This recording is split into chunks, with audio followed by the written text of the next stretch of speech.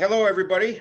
This is Steve, Slightly Slanted Sleuth. And if you notice, I dropped the 3-4 truth off the end of my name. And it's not on the, oh man, did I do it again? Let's see. I'm trying to see if we're live on the right,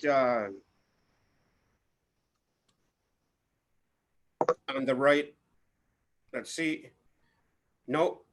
Okay, we're in a different room. I've done this 3 times now, so I apologize, people. I don't know why it's doing this, so I got to go to the other room and tell everybody that where I'm at. And I don't know what's going on with this whole thing because Zoom has changed its YouTube sync capabilities, I think. I don't know. So I think it's sorry guys. But I'm joined today with Frank Phenix. And Frank Phenix is a gentleman that emailed me. He emailed me his story, and it was quite touching. It brought tears to my eyes, tears of joy, and it resonated with me because of the drug aspect of my life and how life can pull you down sometimes, and you can feel hardships beyond you think is repair. But I wanted Frank to come on and share his story so he could. And I'm joined with Michelle Phoenix as well. Sorry, Michelle. Hi, Michelle. Hi, Frank. But these two have struggled in their life, and Frank has a wonderful story he would like to convey to people, so he can try to show people there's light at the end of the tunnel. You know, literal light at the end of the tunnel. Oh my God! So Quite a light. Quite a light. there you go. But Frank's been gracious enough to share his story, and I'm more than willing to hear it and share it because it is a touching story. So, hey, with that, Frank, how are you, bud? Uh, I'm great. I'm great. Thank you. Thank you. And I hope that your audience is well. I'm here for them. It's the reason I'm here. I'd like to say hi to a few people, and of course your audience. I'd like to say hi to Michelle, and I'd like to say hi to my son Eric and his beautiful wife Kristen and their wonderful kids. And I'd like to say a big hi to my dear friends Yvonne and Mary that you all know, and my cat Ruthie. She's around somewhere. Well, with that, Steve, I think I'm gonna start. Okay. Put down my cigarette, and it probably take me around 40 minutes to read this, but feel free to stop me if you have any questions or comments. Will do. Thank you, Can sir. you hear me good? Oh, I can hear you just Loud fine. and clear? Good, good. I would have no reason to share my story were it not for the miracle that started on October 23rd, 2019, through the tender mercies and grace of God. Before I start, I'd like to say how I see one very important thing that's very important. We're all different at different places in this world, this maze, this jungle. We all learn to navigate to survive as that learn to navigate and survive as best we can. Where we were born, what we had or not at birth, the good or bad we inherited physically and mentally, our upbringing all combine to make our stories different and unique. So we cannot compare them. Though the older we get, the more we will have, at varying degrees, experienced many of the same feelings: hurts, losses, different lusts, but still lust, love, and many more. God works with us according to where we are, yet at a certain point, we will all meet at the same door of agape love. I hope and pray that, if anything, my story can show one of the mysterious ways He works, that no matter where we are, even when we don't know it, He's always working in us. God takes all we go through, good and bad, to help and guide us to that door. Amen. So with that, here's my story. I had loving parents.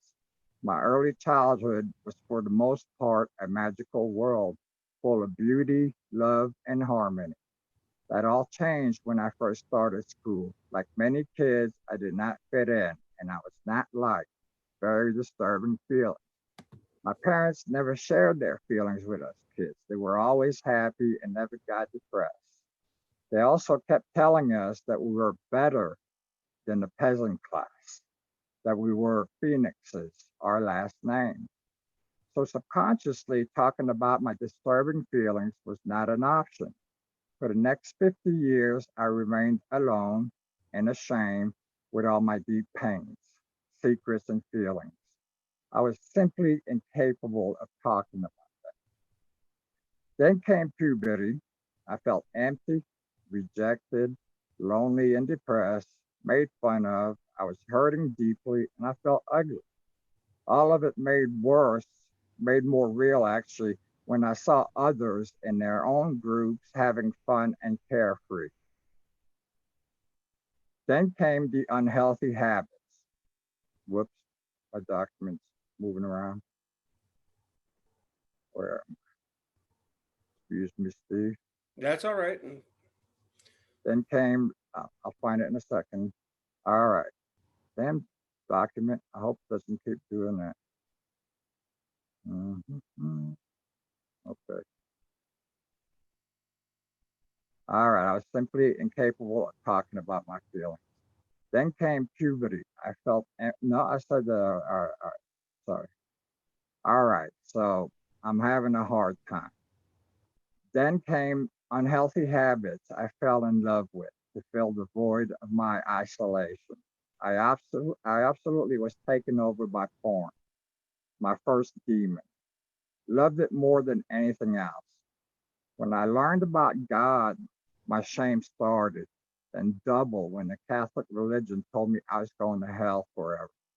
Mental illness was setting in. I felt lost. Then came illicit drugs that both saved me and cursed me. Without them, I would have possibly committed suicide, but in the end, I nearly died from them. At the age of 50, I was diagnosed as being bipolar, but that was not properly diagnosed. I had actually been since my early 20s, bipolar type 2, a more severe form where in the end, happiness is but a memory. It was much harder for me, if not impossible, to to be properly diagnosed. When you can't talk about your feelings, and with my severe long periods of depression, I moved around a lot and always wound up with new doctors who had no history on it. It was in my late 59th year, I went on the internet to look up bipolarism. I'm not sure that's a word, and found the doctor's white papers that fully described that there was two types, one and two. Now having hindsight of my whole life, I 100% identified with the type two. That was much different. Type one, you're either out of control, getting in trouble, or you're normal. Type two, you're happy or out of control, super depressed. Anyway, 3 months before my miracle, 2019, 3 months before my miracle, I reached out to a local free outpatient mental health facility where the psychiatrist started prescribing me the specific type 2 meds. 3 months later, they had not helped, yet I'm on them to this day. I'm not sure if they have helped, but they may have a little. I say that because I've been on antidepressants half my life and they never helped and they've never helped. And this miracle I've had is 100 times better than what it's 100 times better than what these antidepressants can do, really. Anyway, here is how I experienced my life with this disease. I had very long periods of unshakable utter darkness that came out of nowhere, and periods of being very happy and harmonious where I was very well liked. The good periods where I was happy never lasted very long. Then came the darkness where each time I lost everything, jobs, relationships, all that I had acquired, my places of residence.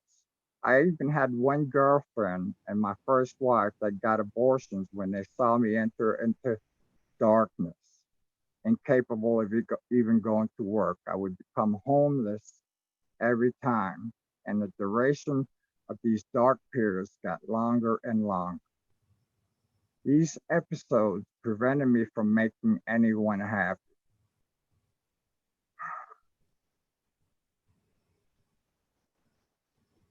Where okay, no one knew what was going on with me. My parents tried and tried to get me to talk about what was going on with me, and I myself didn't understand what had happened to me, let alone talk about my feelings. In the end, all I ever did was let them down. They still loved me, but for years on end, I was nowhere to be found. I disappeared as my shame carried me away, carried me away with me and my demons that comforted me as they were making me worse. I carried much regret, shame, and guilt, especially when they passed away, with me never having been able to talk to them. So that was hard. My demons of addictions always return no matter how hard I tried, like a dog that returns to eat its own vomit. It's sad. I had very short lived girlfriends, including a 3-month marriage at the age of 20, where I had uncontrolled jealousy. I was subconsciously acting out of my feelings of being nothing, being so very insecure. She forever left town to get away from me, and I never saw her again. I laid down every day in tears of agony for almost 2 years. Sorry, I keep getting You're lost. doing just fine. Just calm down because I can see you're nervous and there's no reason to be nervous here. You're with friends. So everything's all good.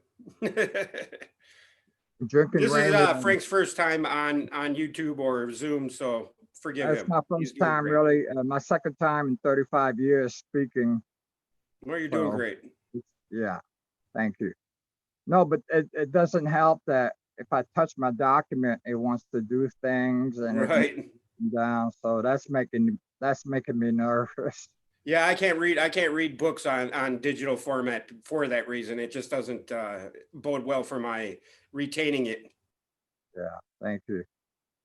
So anyway, after my 3-month marriage, where she forever left, I lay down in tears of agony for almost 2 years. I begged God daily and went to church, accompanied by my demons, no less. I was a sinner.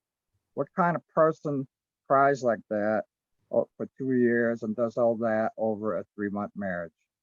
I was pretty sick. But like all the relationships I have ever had after being dumped, I never heard back or seen any of them again. Anyway, after those 2 years, I cursed God. I swore at him. I hated him.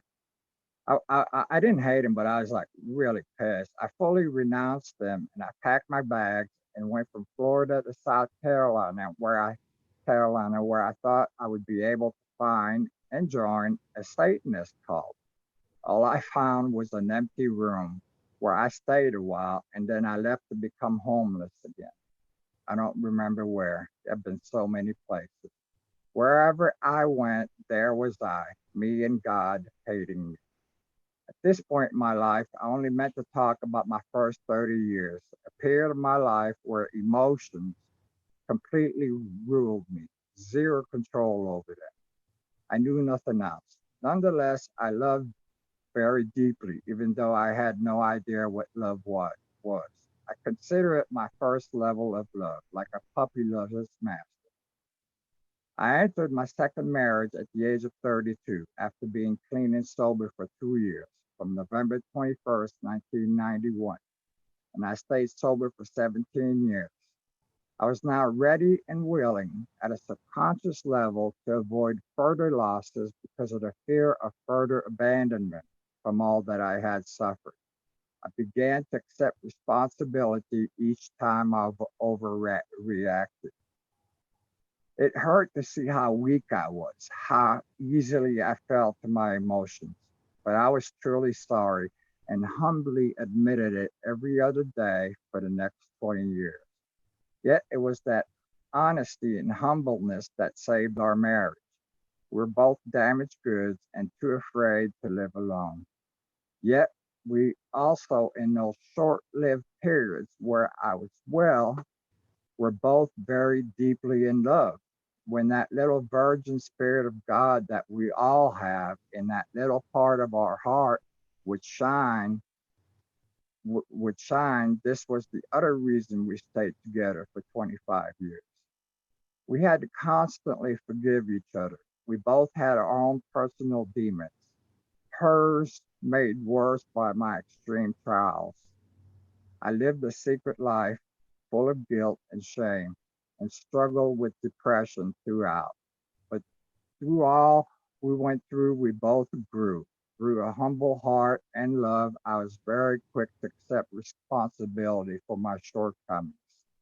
I never let my pride stop me from saying I was sorry and ask for forgiveness. I also learned to love the beauty, the child of God that was in Michelle. Each time her serious shortcomings would rear their heads, and after horrible fights over them, I completely forgave her from within that virgin child of God in me, not out of my fears.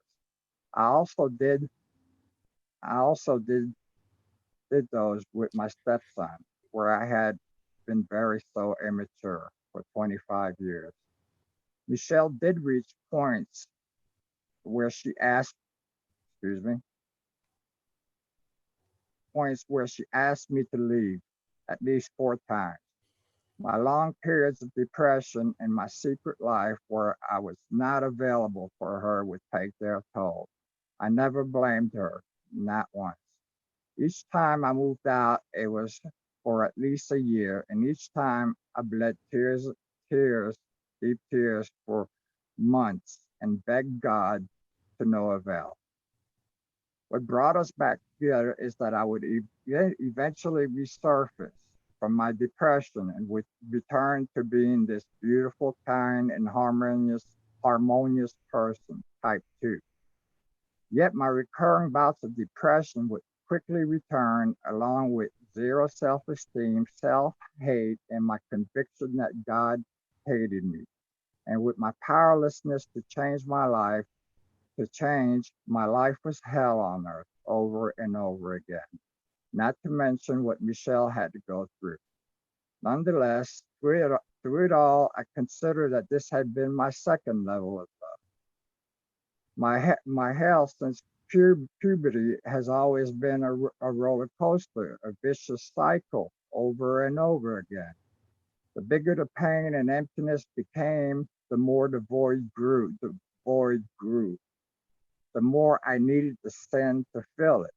And with the very nature of addiction, I had to find more and more stuff to maintain the original high. My shame and guilt just kept growing. Hey, Frank, can I stop and ask you something real quick? Did you have any clue as to that void and what that void was from at all? I no, not a clue. I just thought it was a character defect that I had. I just thought, I remember around the age of 20, waiting on my first wife, and I was upset, but it was more than being upset. I was taken over by this void. I had nothing. It's like it hurt to feel that void in me, and it's just I've always felt that that there was just something wrong with me. You know, I I've too felt always, that same I, way, and it starts young. yeah, yeah, it's, yeah. I wish But we there know was we more. know what that void is, and Yeah, you're going to tell us what helped you. yeah, So but it's religion.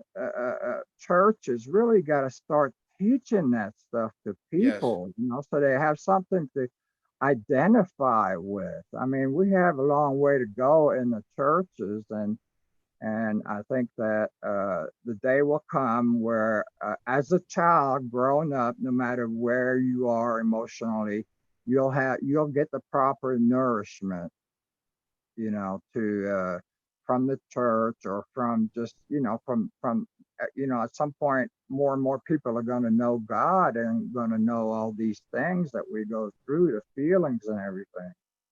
So, we have to be a voice. We have to go through it ourselves and rise above it so that we can help others rise. That's you know that's the object of life right now. Never mind that it'll be blissfulness when we all rise.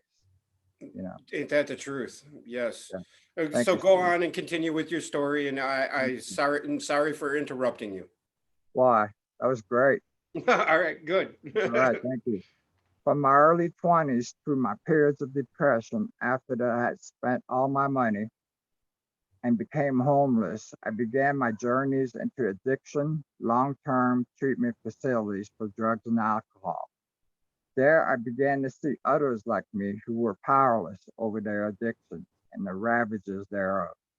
As the years went on, amidst a lifelong pattern of really trying and the compounded failures that began very, very early in my life, my soul became an open, bleeding wound that never healed, out of which I spent at least 30 years absolutely convinced beyond a shadow of a doubt that I would never ever taste the normal life that I saw others have. After all, I was the sinner doomed to be erased from the book of life. Nonetheless, I began to have compassion and love for others that were like me. I saw others die. I saw their hell. I saw myself, how hard we all tried to be good, how we all wanted it so badly. I also saw something very sad. In some, I could sense how their soul had already died, how that something had happened to them that had more than wounded them. We were at one time 20 in a halfway house in a recovery program, and three went back out and died within a few days. How can compassion and love not grow when you are one of them? There came a point where my love grew for others in spite of what God thought of us. In a big way, it was the beginning of my I am. In a way, the compassion and love I now had for others, I could also have for myself. I still knew I was damned not worthy to be saved. This went on until the age of 50, where I received a miracle. Within the maze of the internet, I stumbled on or rather, I was led to a preacher named Gary Sigler, who has since passed away and is no longer on the internet. He shared his serious struggles he previously had with his flesh, how they had tortured him since a young age, like me and many of us. He also had been seeking God that whole time, how he prayed, cried, and begged God, how hopeless he felt. Then one day, as he was hurting and seeking, he heard a spiritual voice that said, "I saw you in the book of John." Mind you, it's spiritual, but he heard it in his mind. Gary knew exactly what that meant to him, and from that moment on, he never again struggled with his addictions that had plagued him all his life. Those had been removed, and Gary was filled with a higher love and a peace so great that often, when he tried to describe it, he would get choked up, and it made you. And I believe he began to hear the Spirit in himself, and the Word would witness it. From that day forth, he taught the power of love, that it was the only thing that had the power to save us, change us. Well, that began to open my eyes to a different God than the one I knew. It gave me a little hope. It gave me a little hope, but I continued to gave me a little hope, but I continued to struggle with my demons. And because of that, I even eventually went back to knowing that God hated me. At the age of 53, one night, I stepped up my ladder to hang up a noose. I could no longer take the pain. As I threw the rope over the rafters, I had a vision clear as day in my mind. On one side of me, I saw and felt in a moment, in the twinkling of an eye, as we would say, all the moments in my life where I had felt love burst at the sweetest and deepest soul touching moments I had experienced in all my life, including seeing the eyes and soul of all tender animals. Then on my other side, I saw all the sins I had worshiped all my life and how they had all been lies with no life. They were less than nothing compared to the love I was feeling in those moments of pure love. I stepped down off the ladder and walked over to the window. I looked up to speak to God, who lived up there in the clouds. I told him that it no longer mattered that he hated me, that it was okay that he was going to destroy my soul, that I loved him anyway, because I knew that all this love I had just seen and felt was his creation. I told him thank you. At that moment, I had one desire to spend the rest of my life to give all my heart for mostly all the creatures he had created. I did not know how to how to be loved for men with all my fears. I just knew I loved them, that they were in my heart, but it was the sweetness of the eyes of a deer that separated me that night. So I walked away and felt my I am once again. I stood in my love. I stood in my love. My fear of God's judgment left me. I was at peace with my soul, my portion. Calmness came over me. But all that, once again, did not last long. And now I know that God had bigger plans for me. My demons would continue to rule me, torment me, enslave me. But once again, I blindly stumbled, or rather was led, to a Christian forum called Christian Counterpoint, where I met people like Yvonne and Mary. And once again, I learned of a loving God and the beginning of understanding the spirit of the word, not the letter. I was able to share that side of me that was love, and be loved for it. I believed in the love I had.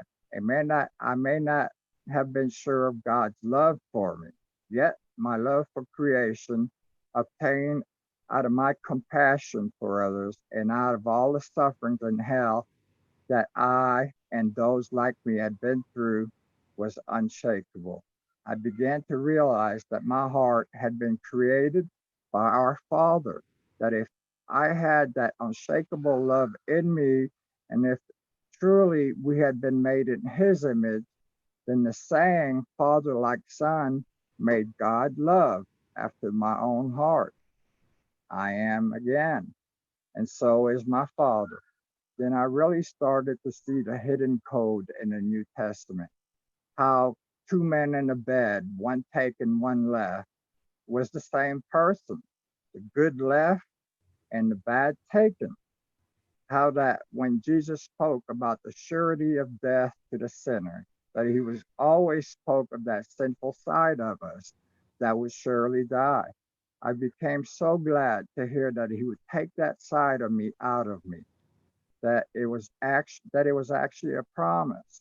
It meant the world to me because my heart had reached a point where I did not want everlasting life if I could not be perfect. I did not want to be what I still was, hurting others and myself. I shared for years on Counterpoint based on my inner convictions. I also shared out of a damaged heart that sought to be better than others, and I would get in trouble for it. Mary took me under her protective wing and helped me to not get discouraged. She did not make my mistakes okay, but she kept loving me. Yvonne never disagreed with me when it came to God being loved for all and wanting all to be saved. She was a friend after my own heart, and she also loved me without putting me down when I acted stupidly. Except one time where both Mary and Yvonne saw me be very hurtful to a dear member that was going through a hard time. Anyway, this was not done out of pure malice by me, but out of a very sick ego, which I will talk about later. But what wonderful friends that they were and still are for almost 8 years now. I did share a little of my inner battles. It also came out sideways, but for the most part, I still lived a secret life. That part of me was between me and God, right? Yes and no. I was unable to. I did not want to be rejected, and my shame was too big. And you don't clean your underwear on a public forum. Anyway, with my friends and my understanding of human nature, my love and compassion continued to increase. I understood mankind and that we would all come around eventually, some the very, very hard way and some much more easily. It's not like I did not see atrocities everywhere, but I had gained some understanding that explained what would happen. Excuse me. That's all right. Everything you're describing. I can totally relate with. I've gone through probably 95% of the struggles you've described so far. So, Well, you're 95% ahead of me because you're not 60 yet. no, I'm getting there though.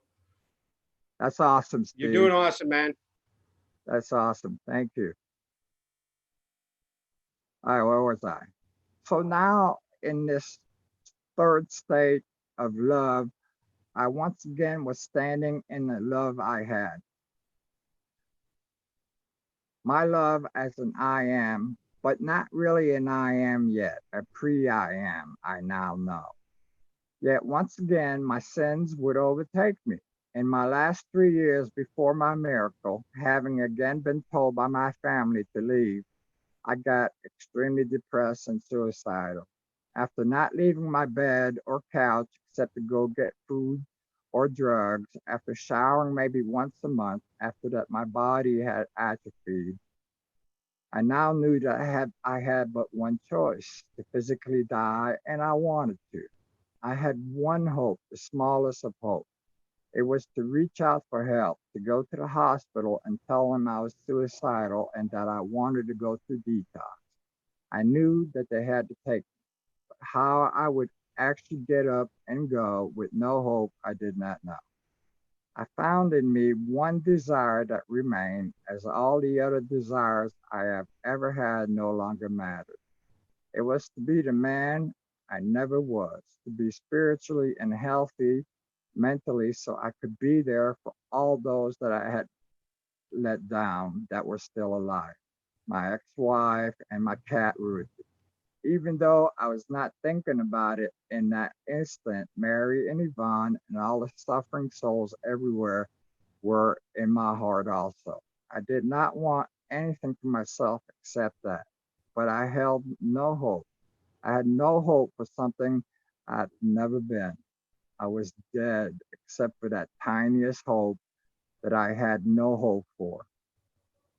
That was all I had. So somehow with that, I got up and went. With that tiniest of a wishful desire, I took these weak legs and the journey began to unfold. A miracle unfolded soon after that.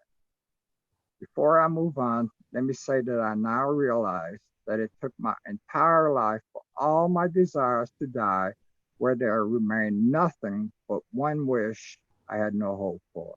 I believe this was what God was waiting on. Now, fourth level. At the hospital, I felt okay. Then they strapped me down into an ambulance and drove 2 hours and unstrapped me inside an asylum where there's nothing to kill yourself with. I was scared. They made me strip down in a room so they could count the scars and tattoos. The others there, like me, were all in their beds sleeping, so I had no idea if they would be nice, and the staff seemed cold. When I walked into my room, as I laid down whimpering, Terry, my big bunkmate, a big old guy, very kindly whispered, "It will be all right." My fear there went away. The next couple of days were hard, and this was not a luxury place, and I was detoxing. My brothers and sisters there were not threatening at all. After the second day, I started feeling like there may be a spark of life in me. I began to feel slightly hopeful. On my sixth day, they let me go home. They let me go home. When I got home, I still had prescription pills sitting there. First things first, I shakenly got rid of them. Then it was overwhelming to just sit there in a couch and bed I had used for 3 years amidst a mobile home I had not cleaned in 3 years. All I could do was sit there scared, hoping I did not lose it. I was so anxious. I had to sit on my hands.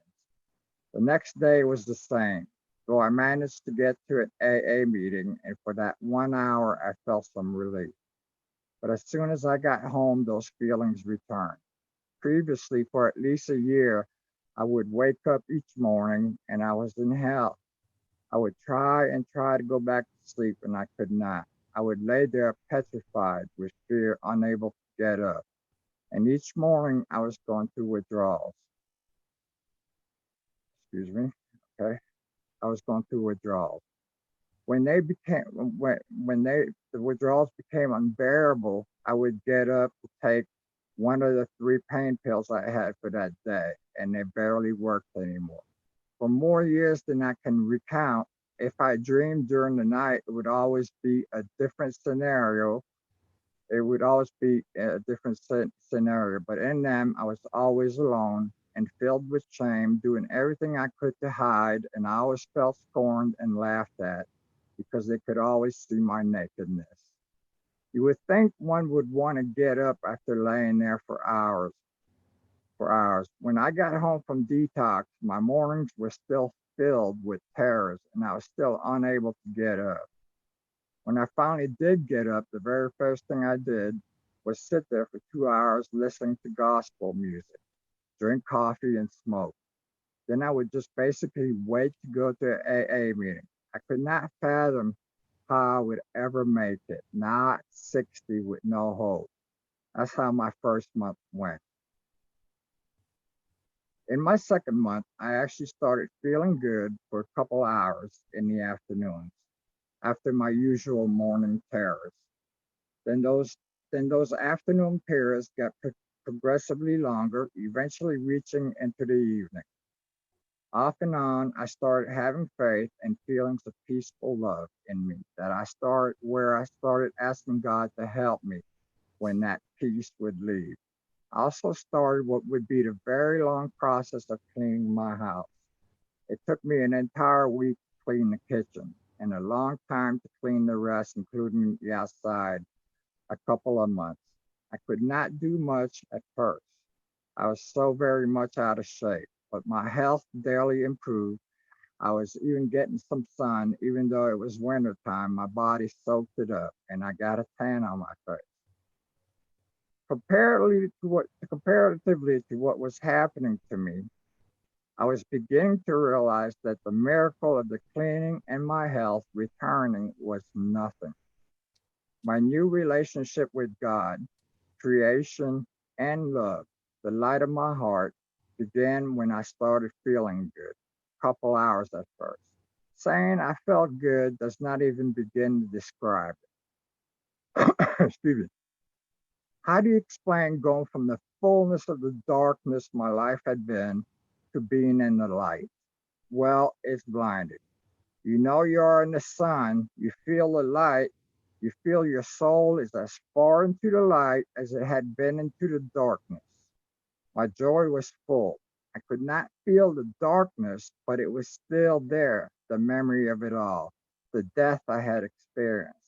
But the light, the blissfulness I felt was in me light that shone in the same void I had known.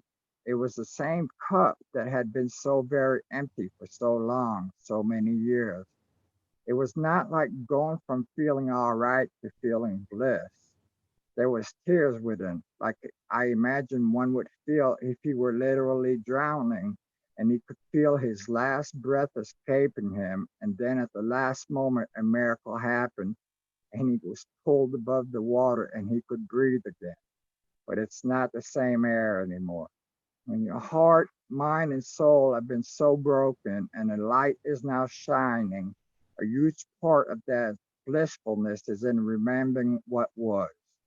You're still below, but now you're above. You're above, but it's from below. It's a miracle that is very full of eternal, that I'm very gladly, eternally glad. It's hard to describe, but it's simple to understand. But just it would it would be getting better and better. Miracles upon miracles. I can't name them all, but I will try. The demons and all my idols I worship. The demons and all my idols I worship. I'll explain those in a minute. That I had explained those more. That I had been the most aware of all my life, never returned to this day. Not one time, no sex, my slippery gateway to porn. Though twice my body wanted to rise, if you know what I mean, and I became afraid. But both times I remembered how my lust had tortured me, enslaved me my entire life. Then my desire to never ever be a slave again became for the first time in my life stronger than my urge that now became completely gone, and I felt so happy. The drug urge that I had for 12 years from the time that I had fallen after being clean and sober for 17 years has never returned. And from those, I've had no more shame and all the horrible feelings that came with those. Of the miracles I've received, of all the grace and mercy and love that I now know that God has for all of us, I had now been blessed with never having to be alone again. The Holy Spirit. Call him what you want. He is my friend, the helper, the comforter, the teacher, Jesus in my heart. He is what he is to me. He is probably not what others have experienced. I do not know. But to me, I was in a new dimension. Literally, like everything's new, totally. I felt tranquility and beauty in me and all around me. Irises were blooming all around my house, and I began pruning them every day, something I had never done or desired in my life. There was so much beauty everywhere. I now felt it all resonate with my soul. I had so much to learn still. And I do, and all I do, I now know that nothing, absolutely nothing happens to in anything in my life that I can't get direction, and guidance in all things. My motivation to be corrected daily comes from being able to return to that dimension where agape love for all resides. The truest reward is that when I am love, emanating from the deepest recesses of my soul, I become. I am one with all, but I'm not alone. There's just one God, and he is omnipotent. My only major fear that I have that I have always now is to hurt God, who can be a rabbit, a tree, anyone. I don't like that fear, but it's the only fear I want to forever keep until there's no more sufferings and no more, that we're all mature. But in the meanwhile, I don't want to hurt anybody ever. Anyway, of all the blessings that God has for us all, corrections is the one I'm now overjoyed to have. It daily brings me closer and closer to agape love being perfected. It's going to take a while, but I can feel it. Um, it's not fun to lose your peace for whatever reason, but when I do, I now know that if I seek, pray, listen, concentrate on where I fell off the agape love train, that love will show me what I am just too happy and overjoyed to correct right away. Not for the sake of peace, but for the sake of love. Peace, follows love. Another blessing, another miracle is that I now know that the Word of God is life, that it is living, that it is our past, present, and future. It is how I was lost and what I would endure, my present and what I now endure, not as bad. Of course, I endure it gladly now. It's different, and the blessings, and the blessings, and it tells me of our future. I could see where I am because of what God has formed in me through all I went through. I see more and more in it now as I continue to now, as it, my friend, to now guide me and open my eyes to more avenues that are there. How, for example, that our fullness is in the all. We are one in a symbiotic relationship. How that when your joy is full, my joy is full. So we all travail together to be one, whether some realize that or not yet. Some realize that or not yet. How we are raised higher to raise the whole body. None of us could be complete without the whole. How we have to be there for each other, but more importantly, how that our love become, I can't say that word, and I wrote, beckons us to want to see others rise as we all share in the suffering of the whole. We feel all with compassion. At this stage, the living word of God increases my hope, faith, and love as it guides me daily, as it witnesses to me. There is now in me three: me, the Holy Spirit, and the Word. Let me share about the desires I started to talk about earlier. Another miracle.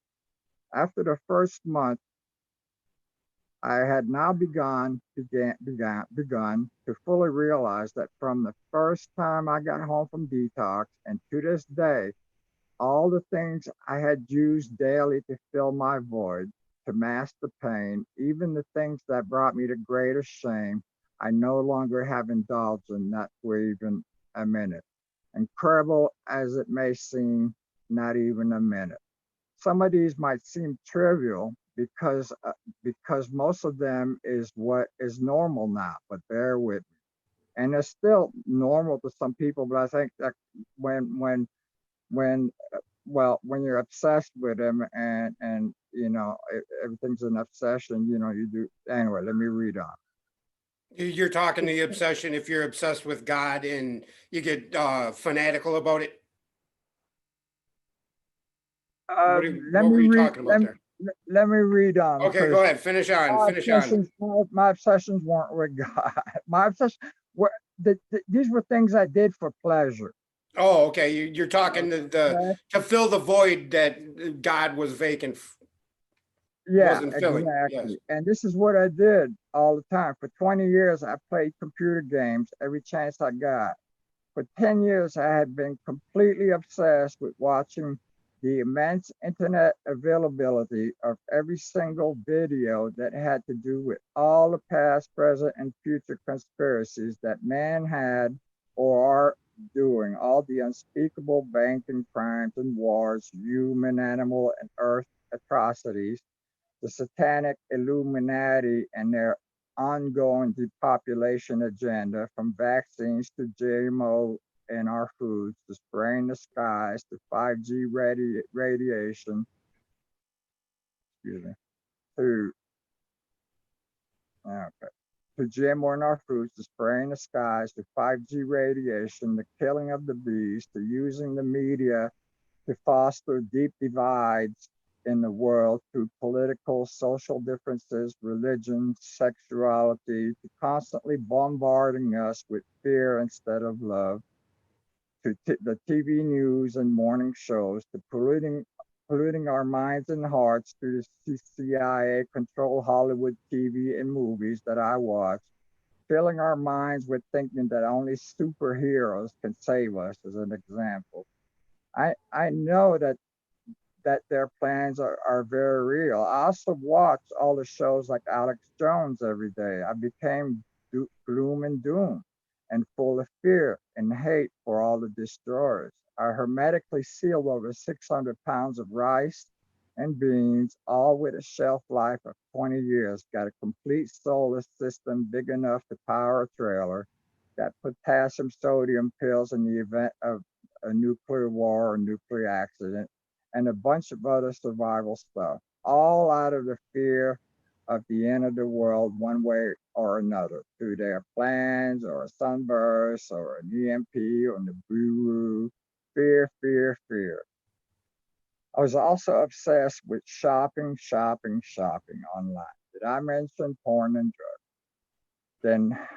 Then lastly, even though I had a conscience about eating sentient animals, knowing the horrific, unspeakable, atrocious, beyond hellish way the industrial farming treats them and butchers them by the hundreds of millions every day, I live to eat them ravenously. In and of themselves, most of my daily activities are considered somewhat socially acceptable, except when, especially when done in moderation.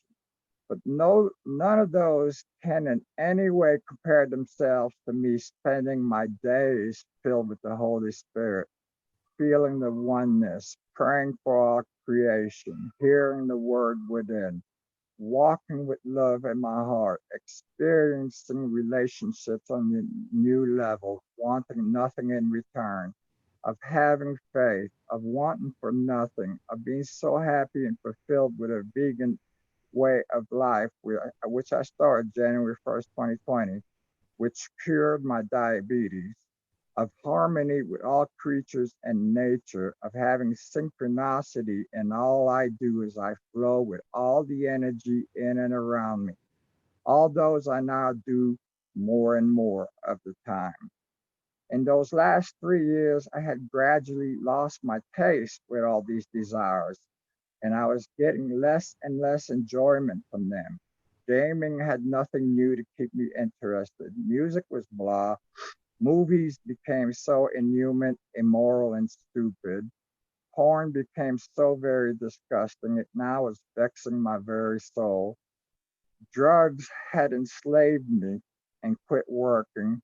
All the internet did was make me more fearful. The mainstream media pushing political lies constantly. All the things I had bought because of that fear were all things I now plan to share or give with anyone that needed it when the end came.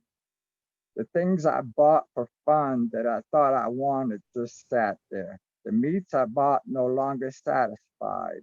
I ate much less. So it was that all those desires no longer worked. So the only thing I had left was my self hate. No more pleasures, and God was nowhere to be found. I had nothing left, just my hurt and zero hope. I had experienced many I'm talking like pretty much before detox, those, those last kind of like 3 years, things just got worse. And that last year before detox was just, I was suicidal. I wanted every day. I didn't want to live. It was just hell. And part of it is because I all these things I had done for years to pleasure myself with, gaming, the internet. I thought it was fun, but it just filled me with all those things quit working, and I knew God still hated me and I had no hope. I so I let me read on. I had experienced many devastating hellish bottoms in my life, but this was the bottom of bottoms, or the desolation of desolations, hell of hells. But when I was raised, I realized what had happened. All those particular desires had all been the lies I worshiped to fill my void. They were all my idols, my graven images. I now know that for me, it would not have been enough to just quit them like I had tried so many times with porn all my life. All those desires that I intended to, to do daily had to be redeemed. They had to be straightened. They had to grow, then die. They had to come to the end of themselves. They had to sizzle out like a candle finally burns out. It was not the process of denying them, of simply turning the page, to ignore them, to put them away, to wrestle with them, to do mental exercise each time they surface, and each time say, "Get thee behind me, Satan," twice a day. To live with this monster underneath the surface, to eventually see him resurface. No, they all had to fully die, to no longer exist in my heart, mind, and soul. And so they are gone. They all died. All right, the next miracle, fighting my ego. With my idols gone and my new three-chord relationship with God, it became the time to battle the stronghold of my ego. I was now blessed to have the opportunity to defeat who the word calls Leviathan, the king of pride, that the word says none can defeat except God. But, but I now had the one in me who has already defeated all. I now know that my lusts, my idols, had to first die in me, and that took 60 years. My ego had been formed consciously to survive all the hurts, and what a twisted form it took. It is now the race I am in each day to defeat. My ego is what steals my peace now, and every time I get overcome by falling back into my ego, I lose my great peace. Every time I lose my peace and I pray and seek because I lost my peace, I now know not only that I have fallen short in some way, but my friend in me is faithful to show me where I fell. And when I see it, my willing heart and mind that only wants to be loved embraces the opportunity to make that particular correction. And each time I do, my great peace returns until I fall again to where I'm now exceedingly glad to keep seeking and waiting, sometimes a couple days, sometimes minutes. I've begun that final race. That the crooked snake is subtle, is subconscious, full of hurts, turn to fears, turn to pride. It is all so very crooked. Only the spirit can show me, and only the spirit with my intent and desire can defeat it, and in doing so, heal me by redeeming my past, allowing me to return to each incident to see them and replace them with understanding that they all happen to form in me a soft heart and a strong mind for this day, where there is nothing except love and all its attributes, its many qualities. Don't get me wrong, I will never forget those that I have hurt. In a huge way, I now live for them, and I pray that I can restore what I have done. I have no problem with paying every last penny for what I have done to reap what I have sowed. As a matter of fact, I want to. It is a very deep desire in me. I'm now sort of judge of my own heart. I yearned so very deeply to meet them again, those I had hurt, and to be loved to them. Only then will I truly forget my trespasses.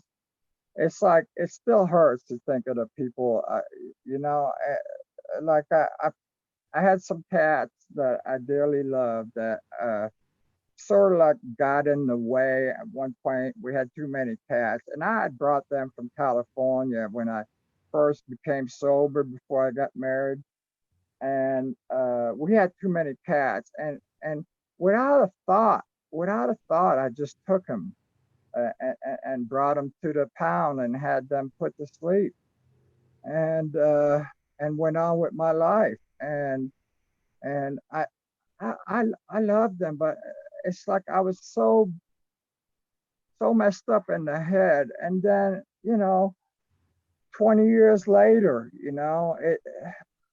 I started bawling my head off. I hurt to this day for what I did. It's like it took me 20 years for my feelings to start to So there's things that, there's things like that, I want to be there. I'd like to tell my parents, I put them through hell. I disappeared for years. I never called. They had no idea where I was because I was too busy feeling shame and feeling sorry for myself or whatnot, depression, homeless, or whatever. I didn't want to tell them. I didn't know how to tell them to start with. But I put them through hell and stuff. And it's not that I know for sure that I'll meet him again. But let me tell you what, it's a desire of my heart, and it's like I just can't forget that. I know it all happened for a reason and everything, but it's still part of my heart, part of me wanting to help people today. My part of my motivation is kind of making things right, making the past right. So yeah, so You're that's making what me I try. tear up again, Frank. I'm sorry, my brother. You're choking me No, up, I'm not brother. sorry. It's good. It's good. Yes, it is good. Uh, Tears of goodness of heartfelt empathy for sure. right, right. Yeah. They take empathy and compassion. I mean, we have to go through hell to to really uh, have it for people that are, hurting. It's that normally, we would walk by and sort of like, and look at him and go, man, you need to do better, whatever. And they're really doing the best they can. I mean, empathy is something that grows that because you yourself have suffered a lot. So, and so now I can put myself in my parents' place. I can put myself back in my cat's place, and now I feel. Now I have empathy. You're right. So anyway, back to my ego. I was very damaged, and my snake was so very crooked. When I came home after detox and suicide watch, I started going to AA meetings, and I was, to simply put it, insane. Someone mentioned procrastination, and I said, the hell with it, even though I had done nothing but procrastinate for 3 years. Someone mentioned God, and I said I was mad at him. I was judging everyone, and I was hurting that no one liked me. Ironic. Feeling sorry and judging were things I did all my life, emanating from my subconscious. Though my little virgin place in my heart loved much, but I kept going. Even though I had all these problems at AA, I kept going because it was better than sitting home scared. Then when I started feeling better, I immediately thought I had all the answers. I would share and make no sense. Then I would feel so misunderstood. Gotta laugh. But every time I got home and I was hurting, struggling, seeking, my friend, the Holy Spirit, would show me my ego, my judgmental ways, my fears, and more, but only a little bit at a time. And I was humbled each time, but also I accepted those truths, and I was glad for the corrections, corrections, corrections, corrections. That's what. And anyway, after about 5 months going to AA, right before we were shut down by the coronavirus, I reached the conclusion that I was not ready to share how unready I was, how damaged I was, how controlled by my ego I was, just how deep it all went. And I now had a good glimpse, but I knew I could no longer speak. So I had one choice: sit down, shut up, and be quiet. Things began to take a good turn after that. I started to hear a part of me that could identify with a part of all the different people sharing. Everyone has something I could relate to. I started feeling a connection with all of them on that particular level. I started being one of them. None of them were perfect, but neither was I. So I no longer compared myself. I identified our commonalities. I will never hear someone share my exact story, only parts, and neither will they. But we all had a lot in common. We we all had been completely insane. We all had been completely powerless, and we all needed God and each other. Granted, many newcomers had not admitted that to themselves yet. They were not ready. But most of us could identify with that time in our lives. I started to hear how God meant everything to many that had been there long enough to slowly be restored to that sanity.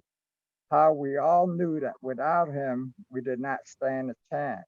I saw how no matter where they and I are now and in the past, that we did and are doing the best we can.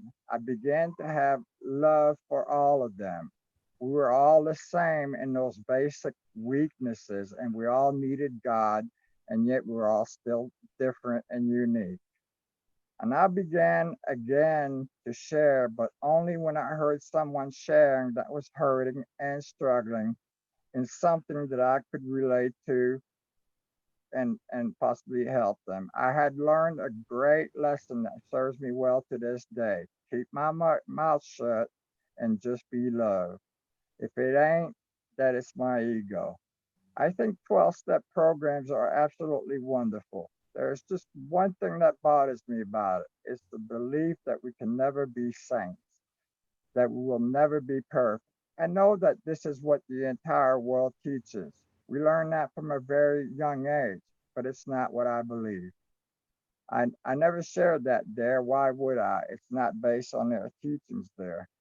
But I could see all the old timers that had learned to be as comfortable as they could be with that notion, how in essence it allows one to give up on even thinking that there's more, how that we can reach a point within that program where we're happy and feel fulfilled, but that is always comparatively as opposed to where we were in that hell we were in before. It's that attitude and belief that allows us to say, I'm not perfect, but so what? As long as I keep coming back to AA for my daily dose of giving and receiving, I will make it. They all believe AA is the one thing besides God that you cannot live without. And those have essential rules of God to live by, love and be loved, but also rules that stop way short of being and teaching an even higher truth. So, with me beginning to periodically have this tremendous oneness with all within, this tremendous peace, this incredible relationship, and a constant conversation with the Spirit, I no longer feel drawn to 12 step program. Back to my ego. Where does it come from? How it affected me then and today. How that what I've learned so far also keeps taking me deeper or higher, each stone above or below the one before it, all allowing me to begin to see how big this creature of the ego is. A great beginning for me. So, another facet of my ego, the unruly mind because of my vain imaginations. Having experienced rejection and abandonment all my life, I carried those memories of shame like a bleeding wound that never healed. But at the same time, my ego would fantasize and create scenarios in which I was not that person that got rejected. The scenarios in my imagination, I believed, ignored what happened, and in them, I'm always superior, I know more, I'm better, I'm chosen by God. This was a powerful force in me that I now contend with daily. I see it now, I understand where it came from and why. We all have an ego.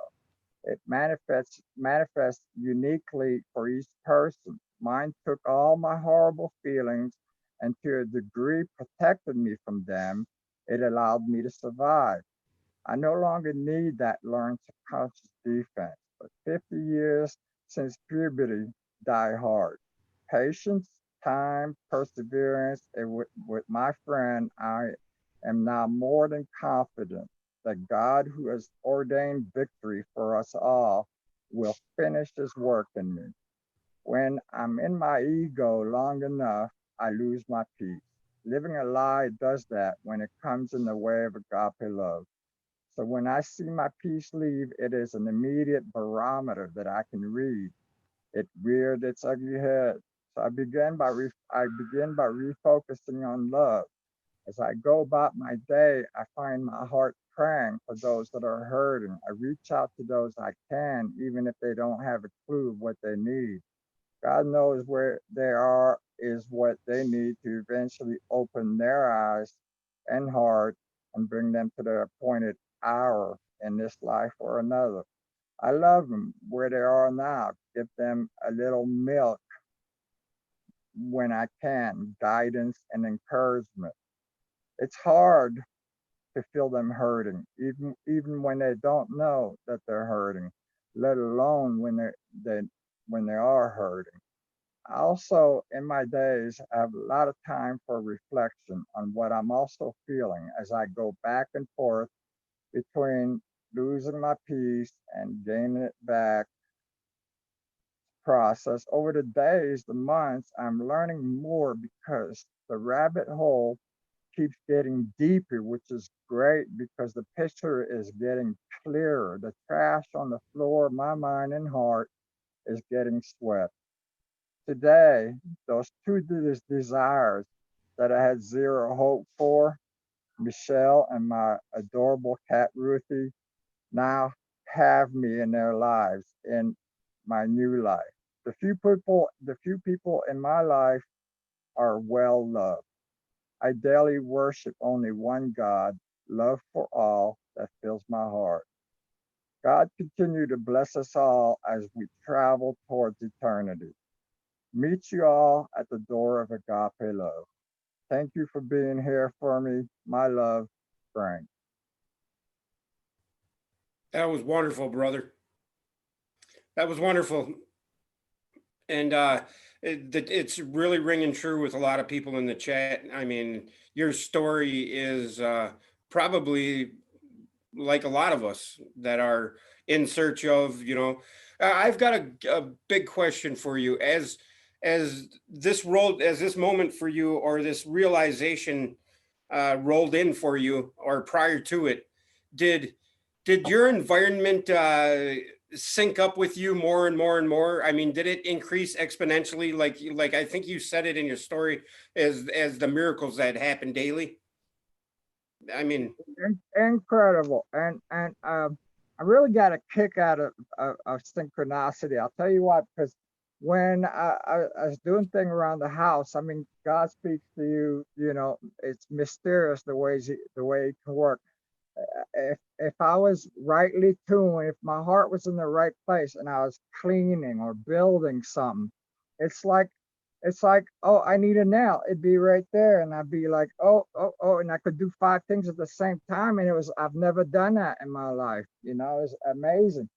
But the minute I started to struggle, like trying to put a nail up, and I kept missing it or whatever, or I built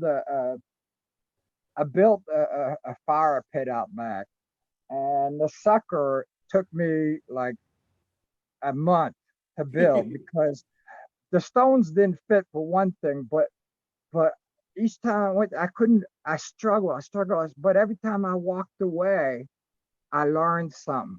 I would think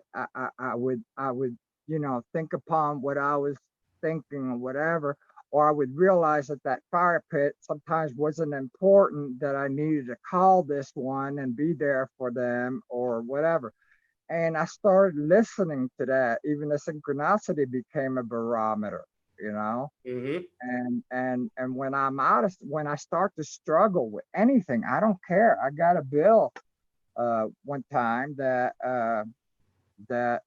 it was one of those PayPal things that you're gonna get screwed, right? Because they're in the right or whatever, technically as far as PayPal's concerned, and I had to let it go. It was a lot of money. I said, God, I mean, I'll just, it's in your hands, and I quit struggling with it. Next day I get a PayPal saying, hey, we found I mean, just nonstop things like that, where, learning from synchronicity. I'm learning things, when I let go, as my faith increases, it's easier and easier to let go and just let, trust.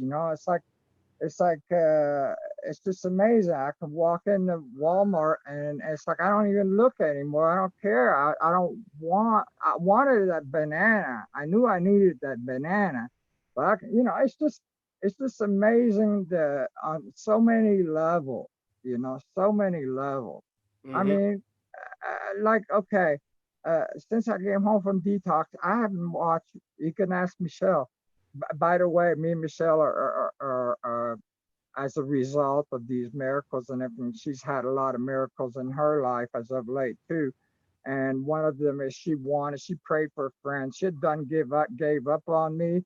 Not, she always loved me, but she gave up that, that that I would ever come out of my deep stuff, but she prayed for me every night, she always has. But anyway, she's had a lot of miracles, and one of her miracles was one that she asked for was to have a friend, and it was a time with the coronavirus where uh, she had extreme isolation because of her being she's, what do you call that, immunodeficient, whatever. Yeah. She just, the Yep. coronavirus, where it's a death sentence. So she was like stuck at home and everything, and she was like really, really, really struggling to, stay with it here. And I came back in her life at the same time, and so much stuff. And she was like ready to, in a way, give up. But then, boom, boom, boom, God started like blessing, blessing, blessing for her, and same time. But so we went from that having any hope to her for me and me to ever be normal, to now we're like visiting each other all the time, and I'm paranoid. But anyway, back to the coronavirus. Hmm.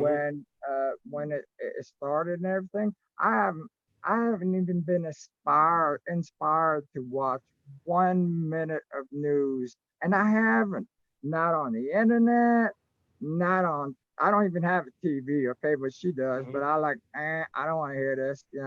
And it's like, it's not that I don't care or anything, but I've had enough of what the fear of, like all the conspiracies and everything, and it's Speaking like on it's no that, one. on the conspiracy thing. Oh, sorry. Go ahead, On the go ahead, conspiracy always. thing, a lot of us here that are here in live chat and watching this, or hearing your story, we have all had some sort of an awakening through the conspiracy Yeah, genre, yeah, you know, and yeah. I can totally relate to what all you said about all of the Alex Jones stuff, all of it, and At and some it point, isn't at that some point, quite odd how that is. at some point, you gotta say, okay, you know what?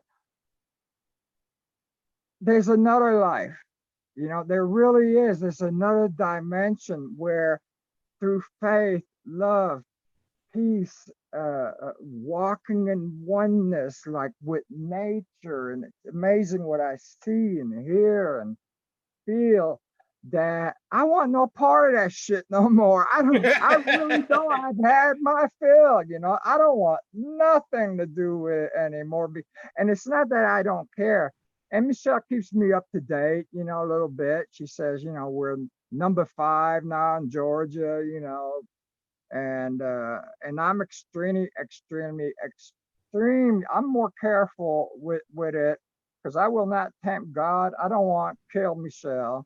I don't want to, be the one that brought the virus to her. I don't want.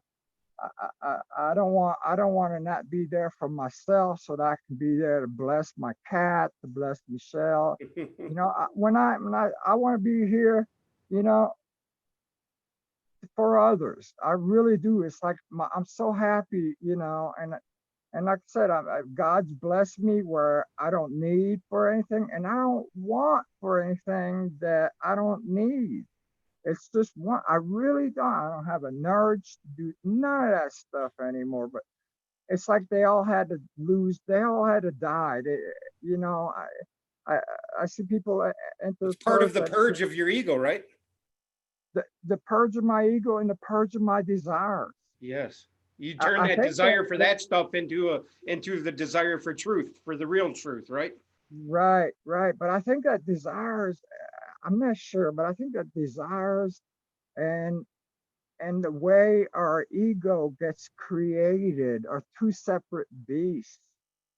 And I just, because that's the way I wasn't able to even begin to start dealing with my ego until I quit having the shame that, it's like that made me blind to God. You can't have, Oh yeah.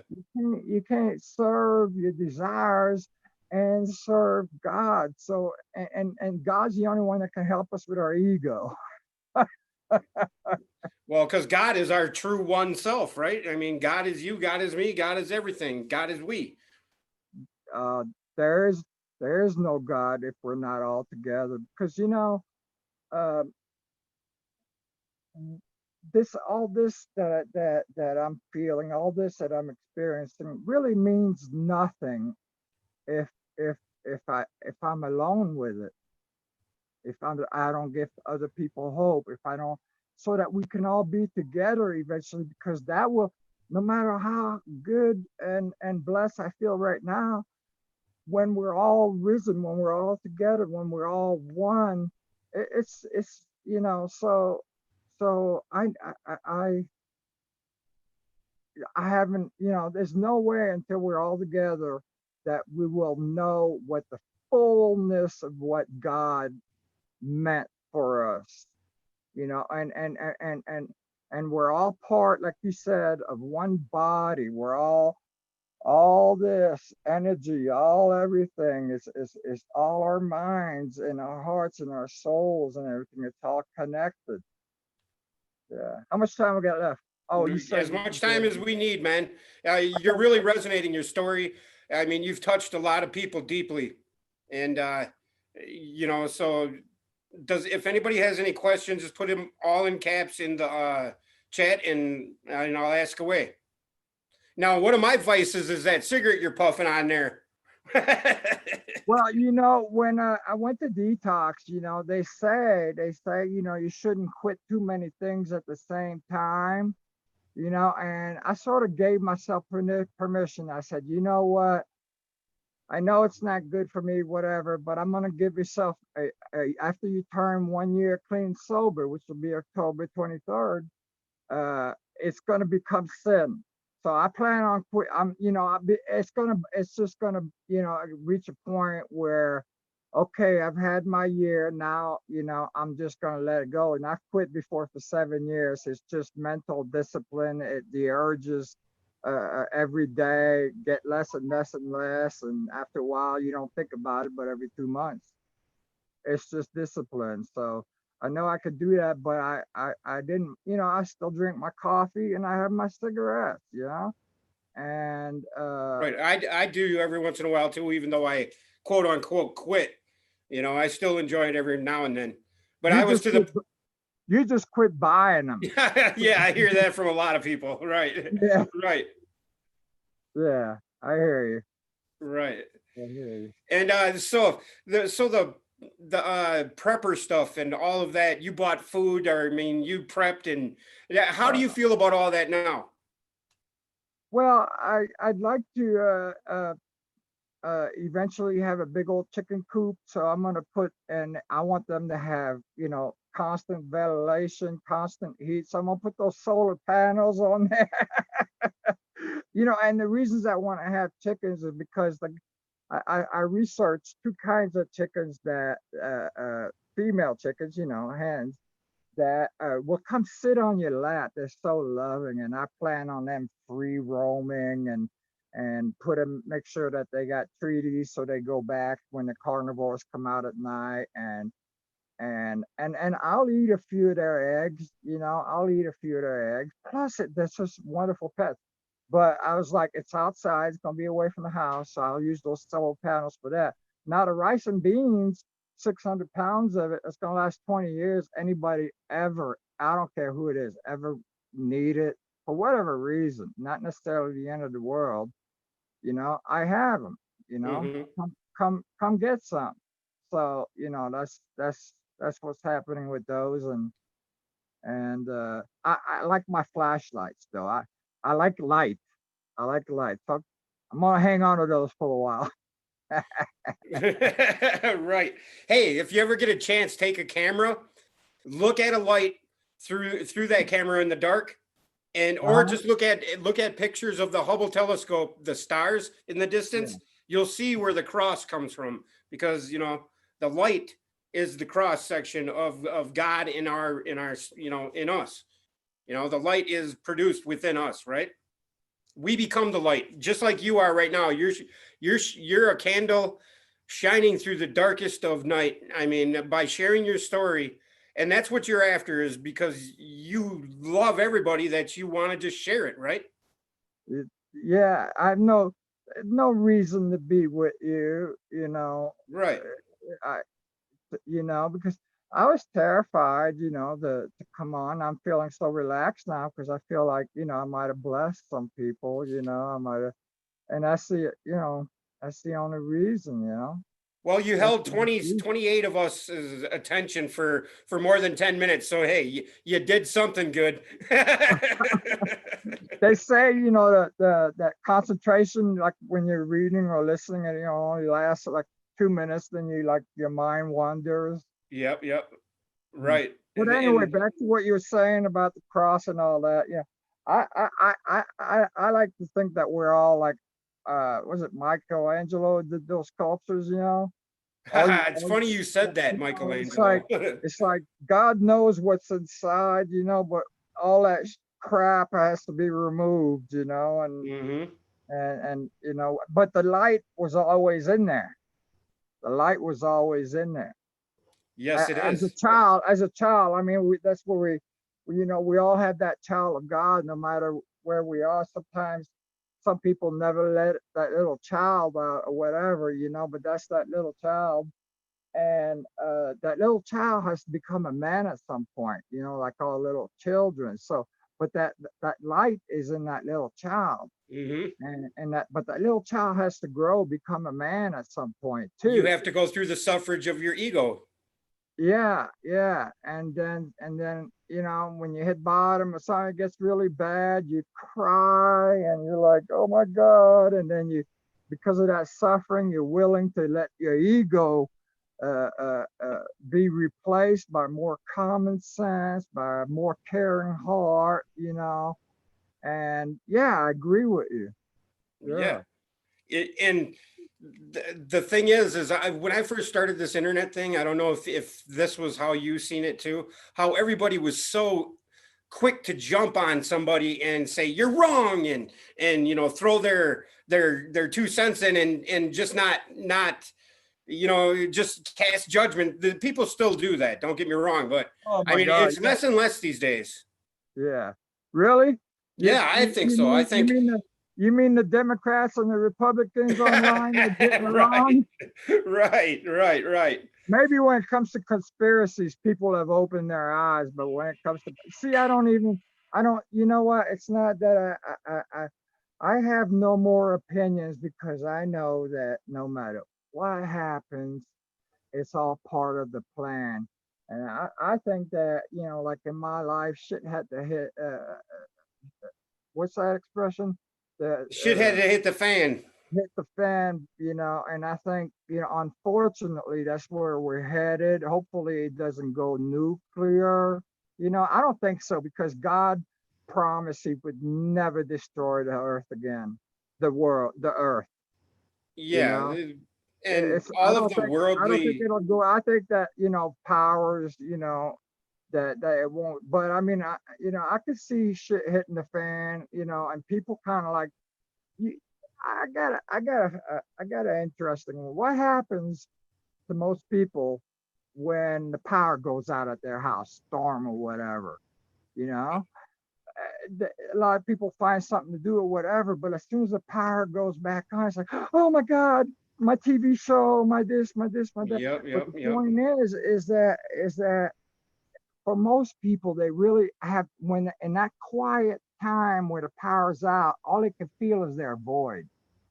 So because why would they be so happy? All of a sudden they got all these artificial things to go back to, all their idols to go back to make them happy. And when the power's out, they feel they're void. So I see it like if we start like losing some things, like, they don't make pretty cars anymore. They don't make cars at all. We have to, you know, we'll have more time to work on that, to get in touch with that void and find healthier ways to Right. get back to God. And that's what I want. That's when I say, the stuff, the shit hit the fan. I just see it as like it'll be a time to come closer to God. It'll be a time that you won't have a freaking choice. You either get closer to God or you blow your brains out because you won't have your toys anymore. Right. To be in the world and not of it is a hard dichotomy that we all face. And Yeah, yeah. it's Like, pulling at okay, us from every angle, right? yeah, but don't get me wrong. I mean, like, you're on the internet and you're doing a beautiful thing, Steve. Beautiful thing. And so I'm not putting down all the technologies, Oh, okay? right, right. Don't get me wrong. But I'm just saying that the majority of people are so dependent, or not even, they don't even realize their lives are full, like, of things that don't really, it's that cup that Jesus was talking about, that we fill with crap. And it will always be, you always be wanting the next thing, buy the next thing, have the next thing, watch the next show, blah blah blah blah blah blah. And in the end, when the power goes out, we're nothing. We just have this huge freaking void. Right. Right. Yeah. And, that's so funny that you brought up the cup, because somebody in chat earlier just said cup, an acronym for what was it? Compassion, understanding, and patience. Oh yeah. Yeah. Yeah. Yeah. And So what you're saying is all that struggle that you've gone through in your life. I mean, you've gone homeless. You've done every kind of drug you could think of, pretty and much. you kept stuffing things in you because you just felt this yearning for something more that you could never find through the physical world. Now I you found God. and I couldn't find it in God, either. I mean, it's like, but I'll tell you a great fact of my life is that all these, and I spent a lot of time. I went to church, and I did a lot of stuff, but I was always miserable. They always made me feel like I was more of a sinner in the long run. But I had a lot of prayers, and throughout my whole life, none of them ever got answered. But I now know that if he had answered my wants, oh, I want my wife back, or I want this, or I want that, I would have never reached this point of glory. So, Right. so he was listening to me the whole time, even though like I said at one point in my story, I prayed for this to no avail or whatever.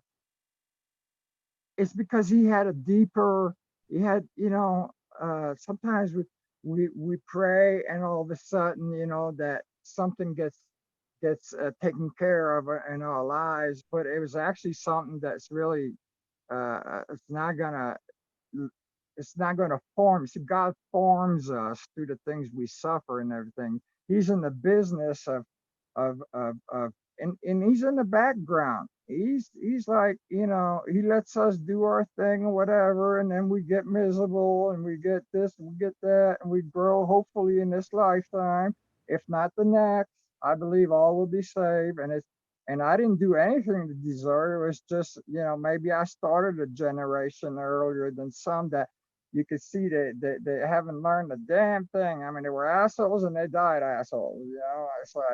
It's like, Mhm. okay, you're gonna forget who you are. You're gonna start. Your soul will continue because you'll take that experience and you'll bring it into the next one, but not mentally.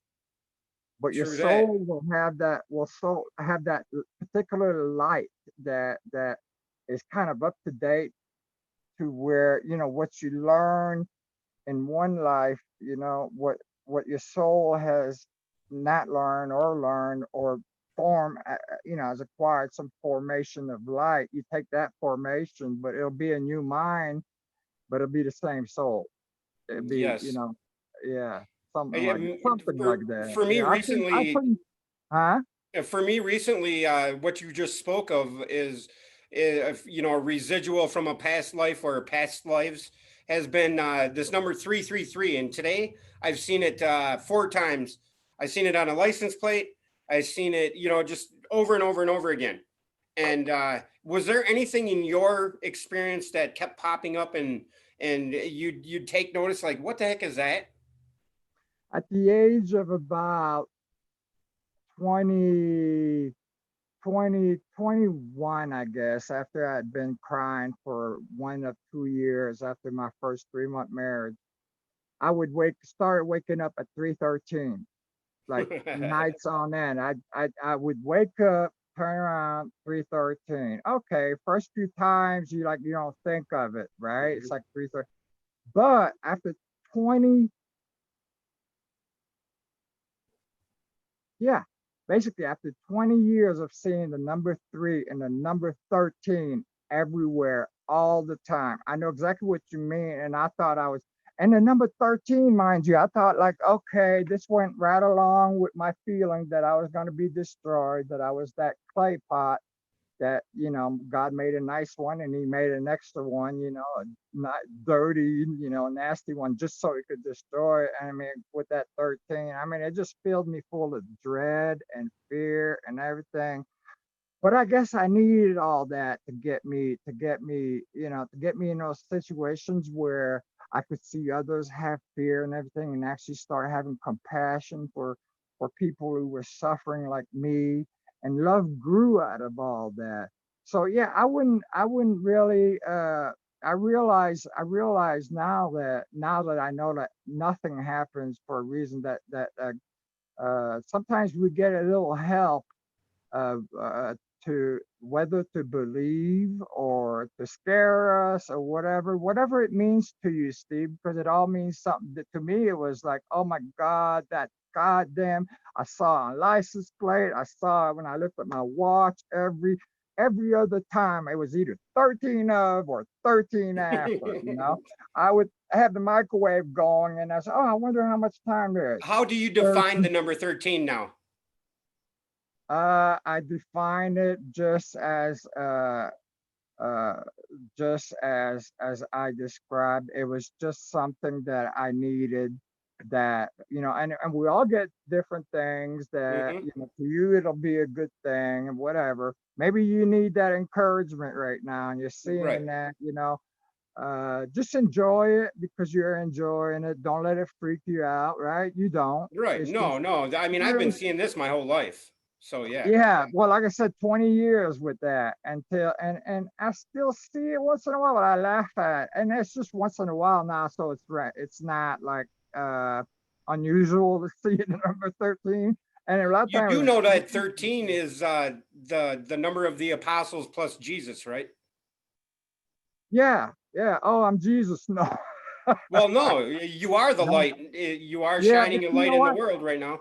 I spent I did a lot of research over the years because I was so distraught and concerned with the number 13, and I asked pastors that really read the Bible what the meaning of 13 was, and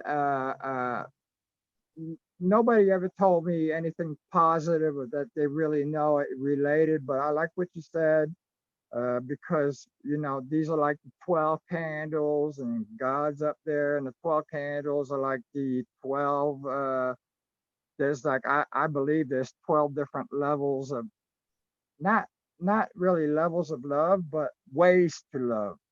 We have Ways 12 cranial nerves in the top of our heads. In the middle of it is the pineal gland, the third eye.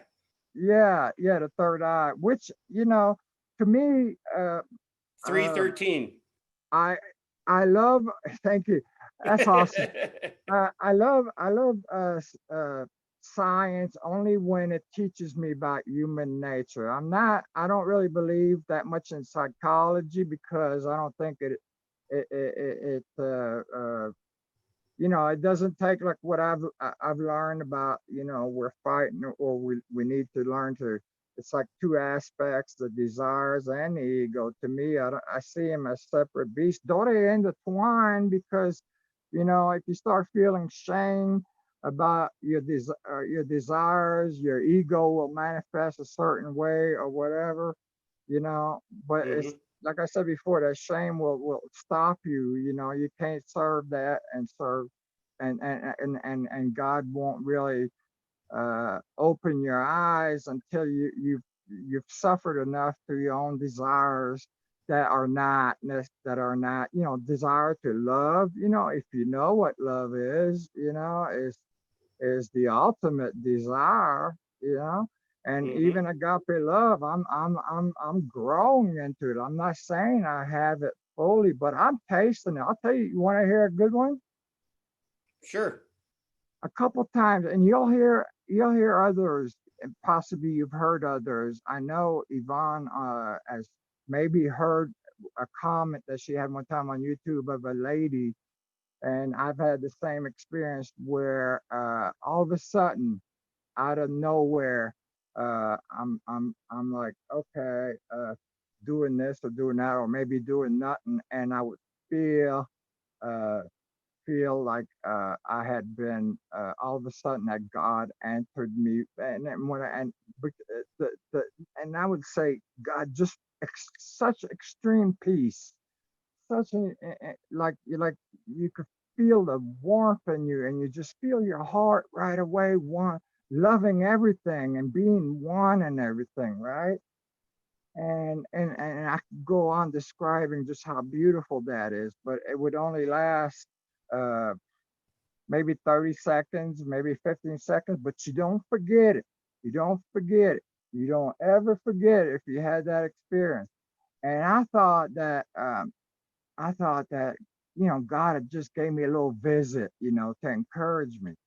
But what I come to realize is that he was showing me who we will all become, who I'm becoming. And the wonderful thing is that my agape level or whatever, I'm starting to feel that same feeling. It's not as bright, but I now know that he was showing me that I'm becoming. And let me tell you, Steve, it's like wow, it's like just you, you're just you you you just want to reach out and touch someone. Hmm. Oh, I know. I know. I mean, I think when we live through our heart and really care for the whole, it Yeah. speeds up the process in which the love just fills you.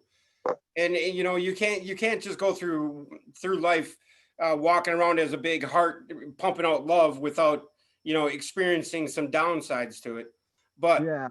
I Yeah. think when we do realize that anybody, dark, light, green, black, purple, or otherwise, we are all in the same situation of unknowing of what our physical relationship is to the spiritual, and to a point to where we, as a society collectively, we're driving away from God in fear or panic because uh, you know the God in us is telling us that God is there.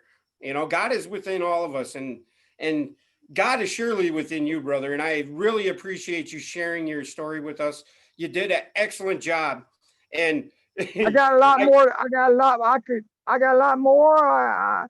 I want to try to bless people with like a lot of things that even before I got this detox thing, all the times I spent on Christian forums, all the experience, I learned a lot of things that are about love. Well, actually, kind of like knowledge that opens spiritual keys, or like Jesus held the keys or whatever. Not whatever, I mean, it's like there's lots of keys that we have to discover, and give you one example. And there's lots of those. But one example, we're talking about science, and um, what I was going through, from my DNA or whatever, I see it as a blessing now because I'm out of that disease. It's just wonderful. But uh, Yvonne says, you are the light, Frank, but your background is sure getting dark. sorry, sorry. I No, was hey, that's all right. outside. I was We've been on for outside. an hour and 45 minutes now, brother. So, we'll do All this right. again. We'll do this again and you can share. We can do this again, brother, because I So, totally appreciate you and your story and your willingness to share the love for us all. And I, I love you, Steve, hey, you too, brother. and your listeners. And I'd love to come back and share some more at some time. You sure can. I'd love You sure to. can. I would love it. I would appreciate it. I would be honored. Selfies, but I've been told you have to hold it up like that so you're more. But I don't care. Take me the way I am, or don't.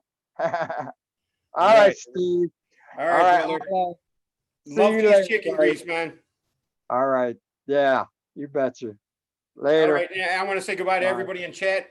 Thank you. All right. Thank you for being here. Thank you for sharing in the now in this moment with us, because we are all connected through, whether you want to believe it or not, through the goodness, the love of the whole, because we are what we are, nothing Yeah. more than what we are, and Yeah. just be love. Live in, Love. love out. Nothing can phase us, right, Frank?